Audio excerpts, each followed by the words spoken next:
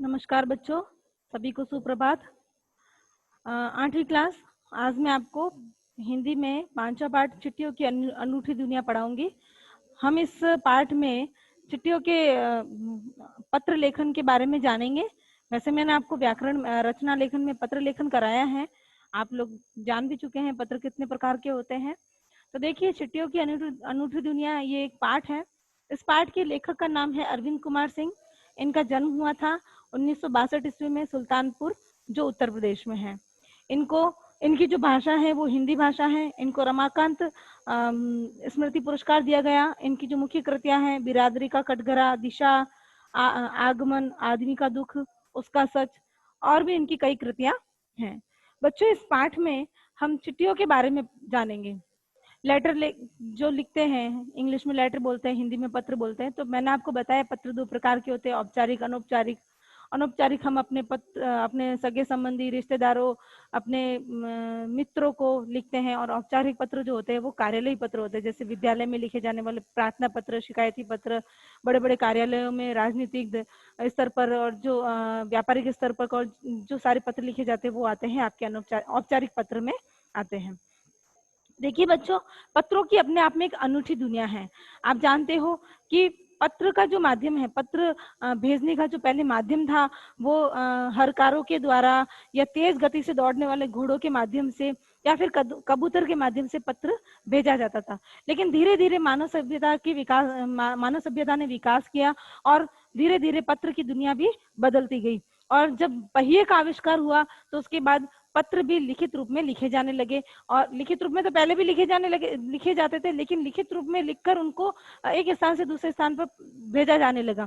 वो भी किसके माध्यम से? पहिए का आविष्कार हो गया तो साधन हो गए थे, तो साधनों के माध्यम से भेजे जाने लगे। फिर बाद में वो घोड़े, हरकारे और जो कबूतर होते थे उनके माध्यम से उन पत्रों को नहीं भेजा जाता था।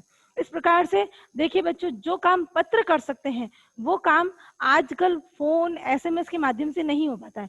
जो आनंद पत्र पढ़ने में आता है वो आनंद फोन के माध्यम से और एसएमएस के माध्यम से नहीं आता है। देखिए, पत्रों को तो हम संभाल कर रख सकते हैं, कई समय तक रख सकते हैं, लेकिन फोन पर हुई बात और फोन का जो एसएमएस होता है हम उसको ज्यादा समय तक संभाल कर नहीं रख सकते हैं। इसलिए पत्र अपने आप में एक बहुत ही अनूठी चीज मानी जाती है, एक अजीबोगरीब उनकी दुनिया है, विचित्र दुनिया मानी जाती है। और जैसा संदेश हम पत्र में प्राप्त करते हैं और जो आनंद आता है पत्र को पढ़कर, वैसा हमें फोन और एसएमएस के माध्यम से नहीं आता है। और जब मानव सभ्यता ने विकास किया तो पत्रों की जो दुनिया है वो भी अनूठी हो गई और ज्यादा हो गई, और पत्रों ने भी अपनी भूमिका मानव सभ्यता के विकास में बहुत अच्छे से निभाई। इस प्रकार से पत्र सब जगह एक जैसे ही लिखे जाते हैं। उनका जो पत्र लेखन का जो तरीका होता है वो सब जगह एक जैसा ही होता है, लेकिन अलग अलग जगह पर पत्रों को अलग अलग नाम से जानते हैं। जैसे देखिए, पत्र को उर्दू में खत कहते हैं, संस्कृत में पत्र कहते हैं, कन्नड़ में कागज कहते हैं, तेलुगु में उत्तरम कहते हैं, जाबू भी कहते हैं और लेख भी कहते हैं, और तमिल में इसको कड़िद कहा जाता है। इस प्रकार पत्रों के अलग अलग भाषाओं में अलग अलग नाम हैं। और पत्रों में जो यादें हैं उन्हें हमेशा हम संभाल कर रख सकते हैं।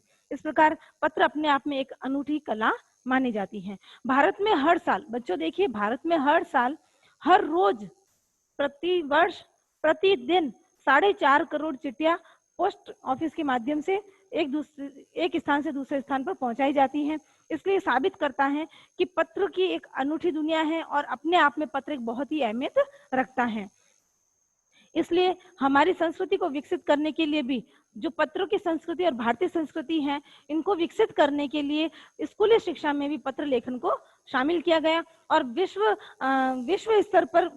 डाक स्तर पर भी पत्र लेखन के लिए प्रतियोगिताएं रखी जाती हैं। 14 वर्ष तक के बच्चों के लिए पत्र लेखन की प्रतियोगिताएं होती हैं, और इन पत्र लेखन की प्रतियोगिताओं के माध्यम से बच्चों को पत्र लिखने की कला भी समझ में आती है और वो और अच्छे से उसको लिखने की कोशिश करते हैं। ये सही है कि बड़े शहरों, महानगरों में संचार के साधनों के तेज होने के कारण पत्रों का महत्व घट गया, लेकिन फिर भी पत्रों का जो महत्व है अपने आप में एक अलग ही है। क्योंकि आप छोटे गांवों में, देहाती गांव, छोटे छोटे देहाती और छोटे छोटे गांवों में जाकर देखेंगे तो वहां पर आज भी जो एक दूसरे की यादों का, एक दूसरे की बातों का जो सिलसिला है वो पत्र के माध्यम से ही जुड़ा हुआ है। आज भी आप गाँवों में जाकर देखेंगे तो लोग पत्रों का बेसब्री से इंतजार करते हैं। हाँ ठीक है कि बड़े बड़े महानगरों में, बड़े बड़े शहरों में आजकल संचार के साधनों का की गति बढ़ती जा रही, मतलब उनका विकास होता जा रहा है, तो इस वजह से इस वजह से पत्रों का महत्व शहरों में घट गया है, लेकिन गाँवों में आज भी लोग पत्रों का बेसब्री से इंतजार करते हैं। और देखिए गाँवों में तो करते ही है, सरहद पर हमारे सैनिक, जो हमारे जवान हैं, जो हमारी दिन रात सेवा करते हैं, वो अपने घर से पत्र प्राप्त करने का इंतजार बेसब्री से करते हैं, क्योंकि उनको तो पत्र के माध्यम से ही अपने घर वालों की जानकारी प्राप्त होती है, और अपने घर वालों से वो जो भी बात शेयर करते हैं, जो भी बात वो अपने घर वालों से जानना चाहते हैं और अपने बारे में जो बताना चाहते हैं, वो पत्र के माध्यम से ही होता है। इस प्रकार देखिए बच्चों, परिवहन के साधन, अब आप देखते हो कि आजकल संचार के साधन तो बढ़ ही गए हैं, सोशल मीडिया है, मोबाइल है, व्हाट्सएप है, और भी इसके अलावा बहुत सारे सोशल मीडिया है, तो इनके माध्यम से पत्रों का महत्व घट गया है। साथ ही परिवहन के साधन भी ज्यादा हो गए हैं, इस वजह से भी पत्रों का महत्व घट गया, लेकिन फिर भी गाँवों में आज भी इनका महत्व बढ़ता ही जा रहा है। इस प्रकार पत्र को तो आप लोग पत्र को तो हम संभाल कर रख सकते हैं, लेकिन फोन और एसएमएस में जो बात होती है उसको हम ज्यादा समय तक नहीं संभाल के रख सकते, इसलिए पत्र वास्तव में किसी एक दस्तावेज से कम नहीं है। अब देखिए बच्चों, पत्र व्यवहार की परंपरा भारत में बहुत पुरानी है। इस पर और पत्र का जो विकास है वो आजादी के बाद ज्यादा हुआ है। भारत में पत्र का विकास आजादी के बाद ज्यादा हुआ है, और तमाम सरकारी विभागों की तुलना में सबसे ज्यादा गुडविल भारतीय डाक विभाग की ही है। इसकी खास वजह यह है कि ये लोगों को जोड़ने का काम करता है। अब देखिए, पत्र लोगों को जोड़ने का काम करता है, एक दूसरे से हमारा जुड़ाव हमेशा बना रहता है, और घर घर तक पत्रों की पहुंच होती है। संचार के तमाम जो साधन है उनके बाद भी पत्रों की जो हैसियत है वो अपने आप में एक अनूठी है। शहरी इलाकों में आलीशान हवेलियां हो गई है, लेकिन फिर भी आप देखिए, झोपड़ियों में रहने वाले लोग, दुर्गम जंगलों में रहने वाले लोग, या बर्फबारी के बीच में रहने वाले लोग, समुद्र तट पर रहने वाले मछुआरे, रेगिस्तान में रहने वाले लोग, इस तरह से आज भी उनको पत्रों का बेसब्री से इंतजार रहता है, और आज भी उन खतों का जो पत्रों का जो महत्व है वो बहुत ही अनूठा और अजीबोगरीब है। इस प्रकार देखिए बच्चों, पत्र को गांवों में ये भी माना जाता है कि जो व्यक्ति हम तक, जो डाक विभाग का जो व्यक्ति है, जो पोस्टमैन आता है, जो हम तक पत्र पहुंचाता है, उसे लोग आज भी गाँव में देवदूत के नाम से जानते हैं। इस प्रकार देखिए बच्चों, ये पत्र चिट्ठियों की अनूठी दुनिया पाठ आपका यही समाप्त होता है। आगे मैं आपको नोट्स भेजती हूँ।